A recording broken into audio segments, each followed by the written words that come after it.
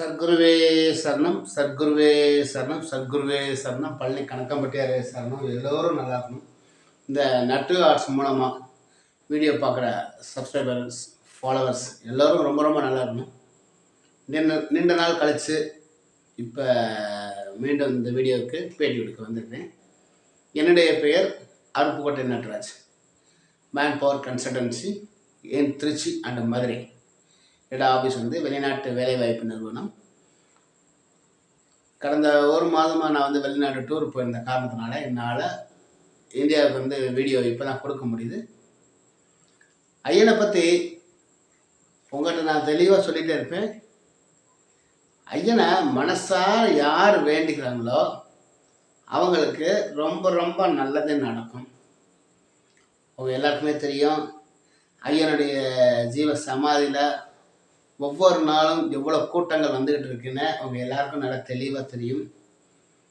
கடந்த மாதம் பார்த்திங்கன்னா, இது கதையல்ல நிஜம், இது நேரடியாக நான் பார்த்த அனுபவம். அப்போ நம்ம ஐயனுடைய ஜீவ சமாதி பக்கத்தில், சமாதினே சொல்லக்கூடாது, சாரி, ஐயனுடைய கோயில், அந்த கோயிலை விட்டு வெளியில் வர்றோம். வரும்போது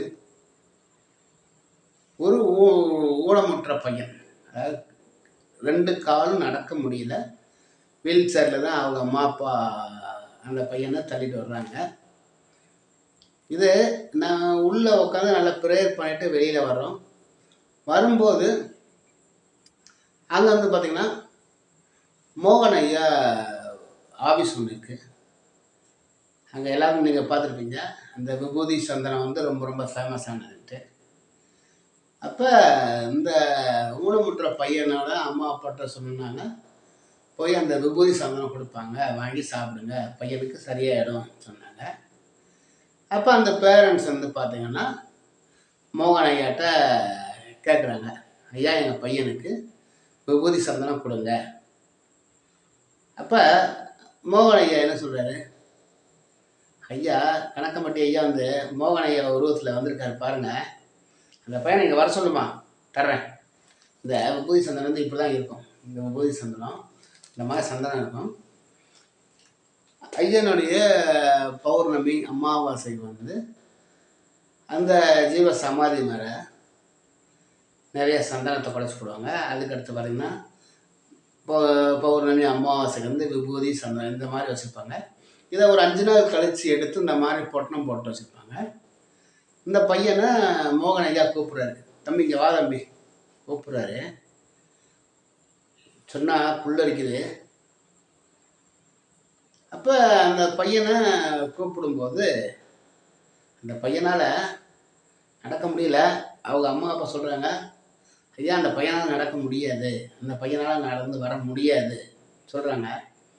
அதுக்கு பதில் சொல்கிறாரு மோகன் ஐயா, கண்டிப்பாக வருவான், அந்த பையன் வந்தால் தான் நான் திருநீர் விபூதி தருவேன், நான் தர மாட்டேன் சொல்லிட்டாரு. இருந்தாலும் அந்த பையன் முயற்சி பண்ணுறான். கிட்டத்தட்ட வீல் சேரை விட்டு எந்திரிச்சிட்டான். பக்கத்தில் நாங்கள் எல்லாமே நிற்கிறோம், நானும் பக்கத்தில் நிற்கிறேன். என்ன கிட்டத்தட்ட ஒரு 10-20 அடி ஸ்டெப்பு பக்கத்தில் ஆளுங்க பிடிச்சிருந்தாங்க, பிடிக்கலன்னா கிடையாது. ஒன்றுமே நடக்க முடியாத பையன் ஒரு 20 ஸ்டெப்பு முன்னாடி நடந்துட்டான். அந்த ஒரு வெறியில் எனக்கு விபூதி சந்தனம் வேணும்.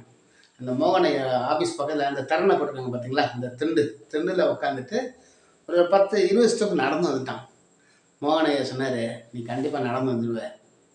ஏன்னா நம்ம கணக்கம்பட்டி ஐயா ஜீவ சமாதியில் யார் மனசார வேண்டிக்கிறாங்களோ, நல்லா ப்ரேயர் பண்ணிக்கிறாங்களோ அவங்களுக்கு பிஸ்னஸ் ரொம்ப நல்லாயிருக்கும், உடம்பு ரொம்ப ரொம்ப ஆரோக்கியமாக இருக்கும். இது நான் கண்ட நிகழ்வு, கதையில் நிஜம்.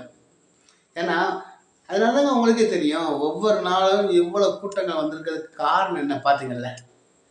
ஐயனுடைய ஜீவ சமாதிக்கு போயிட்டு வாங்க, ரொம்ப ரொம்ப நல்லாயிருக்கும். இந்த வீடியோவை முடிந்தளவுக்கு தமிழ் நண்பர்களுக்கு ஷேர் பண்ணி விடுங்க. நான் மீண்டும் வருகிறேன். வணக்கம்.